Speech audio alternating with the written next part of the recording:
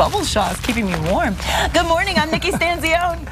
And I'm the face of Fox, Elias Gallegos, in for Kristen Van Dyke. And this is New Mexico Style. And you may be wondering, what in the world is going on? Well, today is Bubble Wrap Appreciation Day.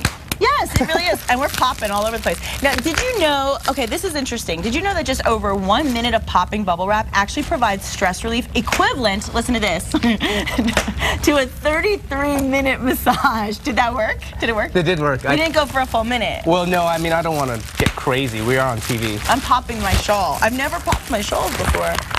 This is really stress relief. I love it. Oh my God, the whole entire set is just exploding. Well, it is Bubble Wrap Appreciation Day for crying out loud. For crying out loud. Okay, so this is really cool. We've got some really good statistics to share. Should I take off my bubble shawl? Is it distracting? It is getting warm. All right, all right. It's getting a little hot in here. Okay, so this is the statistics we want to share with you, because this is something you can talk about at the office today and tell everybody and sound really smart. Yeah. Here's a breakdown of the stress that's making Americans pop. Ready?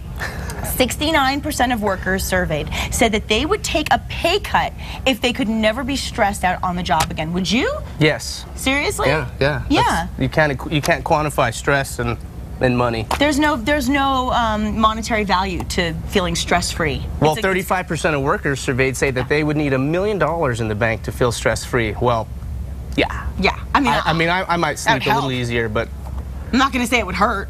No, I'll take your pain away if that. I'll take the $1 million. But listen to this one, okay? 77% of Americans say they are stressed or more stressed now than they were 1 year ago today. Are you more stressed than you were a year ago today? Well, I didn't know you a year ago today, that's so true. Yeah, it's very stressful. Oh, no, that's so mean. And maybe that's because the most stressed out Americans are your people. My people? What does that mean? Well, 30% of Northeasterners are likely to feel stressed more than 10 times in a month.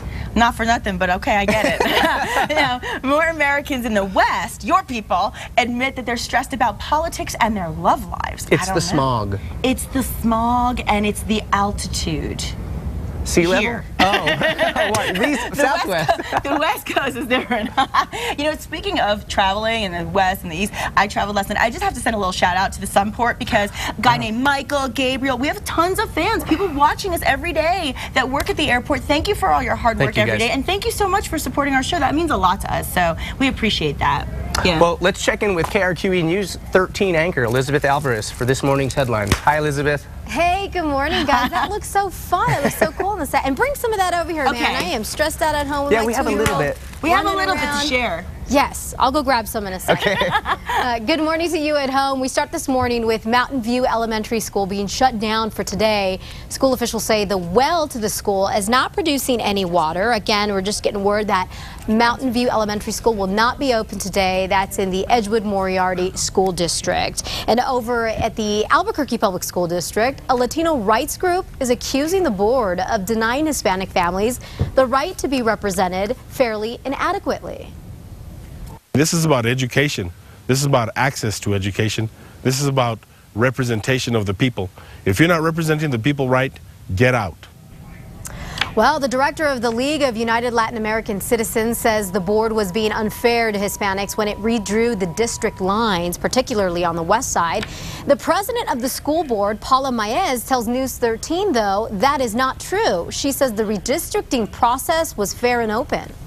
There are communities of interest everywhere, and you just can't, you know, it's a hard thing to do, but we serve all the children of Albuquerque, not just the children of my district, and my district is going to be very changed now. Well, LULAC is not just a bunch of talk. The group says that it is planning to possibly sue APS. It wants the board to redraw the lines. Santa Fe, a city known for the arts. So many people are asking, why in the world would city leaders crack down on artwork? Yeah, it is happening. The city is handing out tickets to businesses and residents. Here's News 13's Selena Westervelt to explain. I've had people from China, Russia, all over the world take photographs of these murals. Cruz Eaglehart is an artist whose family has owned this home for generations. He painted this image of Jesus on his gallery door and the angel Gabriel on the side of the building 10 years ago. Now, both have to go. If I took this mural off and put a banner there, that'd be okay. It's ridiculous. Cruz was cited last week for violating the city's code. In Santa Fe, historical buildings like his with thick adobe walls must stay traditional. Now that means no artwork, and he's not the only one. A mural he touched up at Cliff's liquor store that's been there for ages and was even featured in a magazine has to go too. And so do all of the paintings outside the Liza Williams Art Gallery. The whole thing is that these have been here for so long, you know. It's just why now? You know, we don't understand why now. It's a very slow season right now, but people came in only because they saw the murals on the building. Williams is fighting the rules. She says the works on her building are priceless, commissioned by world-renowned artists. And she says they're exactly what Santa Fe is known for. It doesn't just pay the artists, it pays the hotels, it pays all of us need this art tourism right now. And we have to be a city that supports the arts. Williams has hired a lawyer to fight the rule. She says it's a violation of the First Amendment. Just because it's not speech, artists express themselves with images, and they can't censor that. They just can't. Cruz says if the murals fade away, so will his business. If they take them off, it's a complete loss. And right now, like I said, I'm not working. It's completely my way of life. And it also takes away my advertisement. Selena Westervelt, KRQE News 13. The Historical Society is acting as the eyes of the City Council. It's ruled Williams cannot keep the murals. She is appealing the decision. Meantime, a Santa Fe woman is making a difference. Barbara Hall has pledged $1 million to help a community food bank build new warehouses and other facilities to meet the growing need. It will allow the nonprofit Food Depot to accept more food and store food. The Food Depot serves about 9 counties in northern New Mexico. And a woman from Albuquerque, get this, beats more than 17,000 runners at the very first Tinker Bell half marathon at Disneyland in California.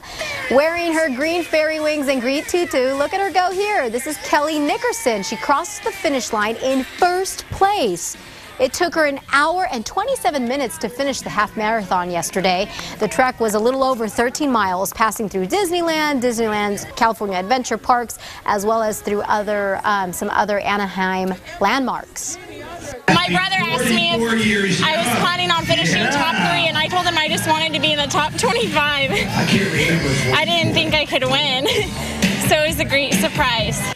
How cool is that? Congratulations. Kelly says she was a bit nervous about wearing the green wings and tutu, thinking it would slow her down, but she got so many cheers, and that, she says, was motivating enough to keep her going. Kudos to her.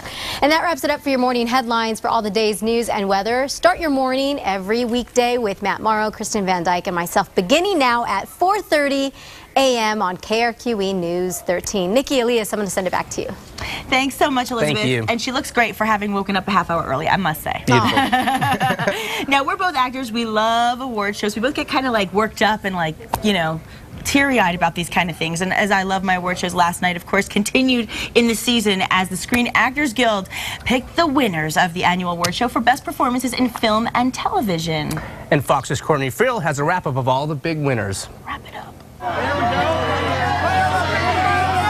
It's the ultimate award show for actors as their peers help recognize the best work in TV and film, hoping for a sweet taste of victory. These award shows are so taxing. You have no idea what a girl has to go through to get in a dress like this. Like most big-time Hollywood award shows, the red carpet walk didn't disappoint, bringing out a who's who of Tinseltown, showing off their dazzling gowns and outfits. You don't twirl when you have the train. You kind of walk around so that you don't step on your train, and the train just kind of follows you. So therefore, you're not stepping on it. I learned that about an hour ago.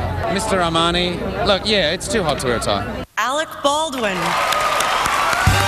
Small screen winners included Alec Baldwin, Jessica Lange, Steve Buscemi, Betty White, Boardwalk Empire, and Modern Family. It's really a group team effort there amongst all of us, but it starts with the stories. Merci beaucoup, bonne soirée, au revoir. Jean Dujardin won for his leading role in The Artist, and beginners Christopher Plummer continued his winning streak. And the actor goes to the cast of The Help. But the big winners of the night were the ladies of The Help, taking home Best Ensemble Cast with individual nods for Octavia Spencer in the supporting category and Viola Davis taking home her first SAG Award as a leading actor. It's changed because I've allowed it to change me. That I have gained a different perspective of the business. And the perspective that I've gained is that I have a voice and that I have the power to make that change. And like most pre-Oscar Awards shows, expect these winners to be frontrunners for the February 26th Academy Awards.